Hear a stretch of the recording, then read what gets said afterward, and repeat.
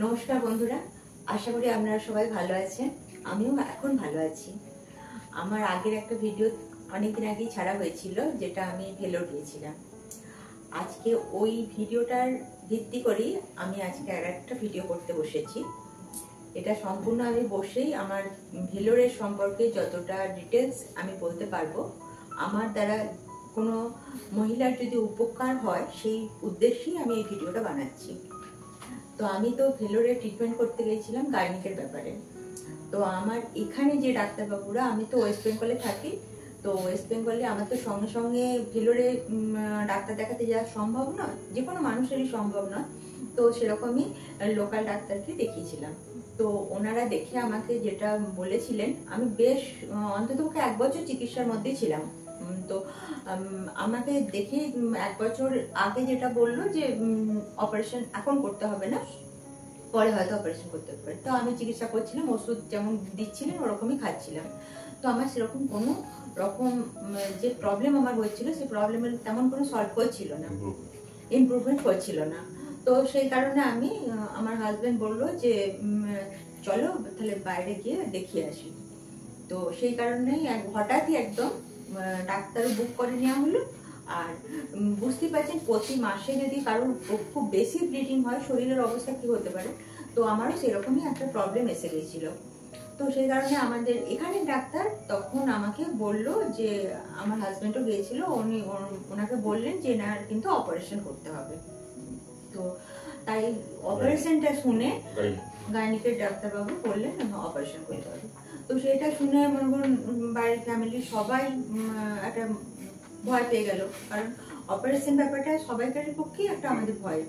তো এবার ওইটার জন্যই আমাকে বললো যে, আমার হাজবেন্ড বললো যে না চলো ভেলোরে গিয়ে আগে দেখিয়ে আসি, যে ভেলোর যদি বলে অপারেশন করতে হবে তাহলে অবশ্যই অপারেশন করতে হবে।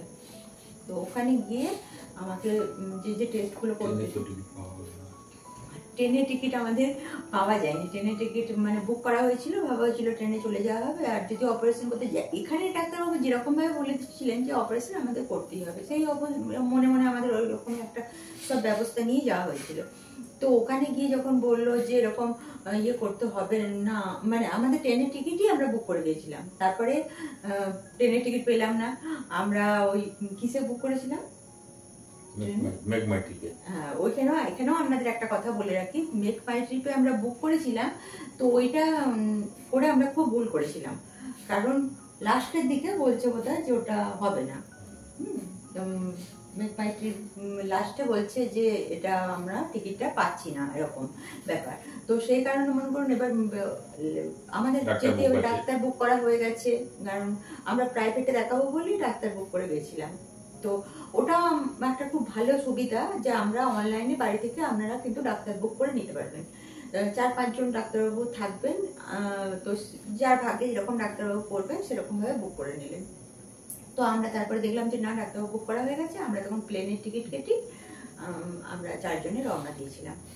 তো ওখানে গিয়ে আমাদের যে অভিজ্ঞতা হলো, প্রথমেই আমাকে ডাক্তারবাবু দেখলেন, যিনাকে আমি বুক করেছিলাম তিনি দেখলেন। দেখে পরে উনি কিন্তু আমাদের পুরো টেস্ট করতে দিলেন, সম্পূর্ণ ডিটেলস টেস্ট করতে দিয়েছিলেন। কি কি টেস্ট করতে দিয়েছিল একটু বলে দাও। 7 দিনের উনি প্রথমে দিয়েছিল ওই ইয়েটা বায়োপসি, যেমন মনে করুন প্রথমে দিয়ে দিয়েছিল বায়োপসি, ব্লাড স্ক্যান, এভরিথিং মোটামুটি 7 দিন। মানে উনি যে একদিন সোমবার করে এরকম দেখলেন, তারপরে আবার পরের সোমবার আমাকে বললো যে আমি পরের সোমবার আবার আসবেন। তার মধ্যে এই 7 দিনের ভিতরে আমার সমস্ত রকম টেস্ট গুলো হয়ে গেল, সেইভাবে ডেটটা দিয়েছিলেন যে 7 দিনের মধ্যে সব টেস্ট হয়ে যাবে। তো 7 দিন মনে করুন প্রচন্ড ভয় কেটেছে। আর সব রকম একটা জোগাড় করছি, কারণ আমার সঙ্গে ওরা 3 জনই গিয়েছিল, জেন্টস গিয়েছিল। এবার আমরা ওখানে গিয়ে ভাবছি কি অপারেশন করলে লেডিস একজন আমাদের সঙ্গে রাখতে হবে, এইসব ব্যাপার ভাবছি। আর একটা কথা, ওনারা প্রথমেই কিন্তু বায়োপসিটা বলে দেন যে কোনো কিছু ফাউন্ড করেছে কিনা, প্রথমেই দেখে নেন। আমাদের এখানে যেমন অপারেশনের পর দেখা হয়, ওনারা কিন্তু প্রথমেই ওটা দেখে নেন। ওটা একটা মানে বায়োপসিটা প্রথমেই ওনারা করে নিলেন। এবার আমাদের কাছে তো রিপোর্টটা তখন আসেনি, আমরা ভয়ে ছিলাম। এবার ডাক্তারবাবুদের কাছে তো সঙ্গে সঙ্গে রিপোর্ট, মানে যখনই আমার হয়ে যায় যখন পাবে তার আগে আমরা দেখার আগে ওনাদের কাছে কম্পিউটারে চলে গেছে। তো আমাদের যেদিন ডেট দিয়েছিলেন, তো উনি ম্যাডাম ছিলেন, ম্যাডামের কাছে আমি যখন দেখাতে ঢুকলাম তো খুব ভয় ঢুকছি যে অপারেশন যদি হয়, এখানে যদি বলে অপারেশন তো কিছু করার নেই। তো তারপরে উনি বললেন যে নর্মাল। এটা কোনো অপারেশন কেস নয়, উনি নিজেও সার্জেন, উনি নিজেও একজন গাইনিক সার্জেন, যে তিনি দেখেছিলেন, উনি দেখেই বললেন যে না এটা কোনো অপারেশন কেস নয়, এটা একটা মানে মাইল্ড একটা ইনফেকশন। সেটা থেকেই বলছে যে এইরকম প্রবলেমটা, অত্যান্তিক ব্লিডিংটা হচ্ছে। তো ইনফেকশনের আমাকে ওষুধ দিয়ে দিলেন, ইনফেকশনের জন্য আমার মানে, এবং ওষুধও খুব কম, ওই সপ্তাহে একটা ট্যাবলেট, সপ্তাহে 2টো করে ট্যাবলেট খেতে হবে 1 বছর। 1 বছরও 2টো নয়, 1 বছর মানে 3 মাস, সপ্তাহে 2টো করে, সপ্তাহে বাকি 9 মাস সপ্তাহে একটা করে ট্যাবলেট, একটা করে। এরকম ভাবে আমাকে একটা আমি অ্যালার্ম দিয়ে রেখেছি যে ডেটটা আর কি, ওই প্রতিদিন খাওয়াতো না, তার না অলরেডি 2 মাসের মধ্যে এটা রেজাল্ট দেওয়া শুরু করে দিয়েছে অনেকটাই বেটার।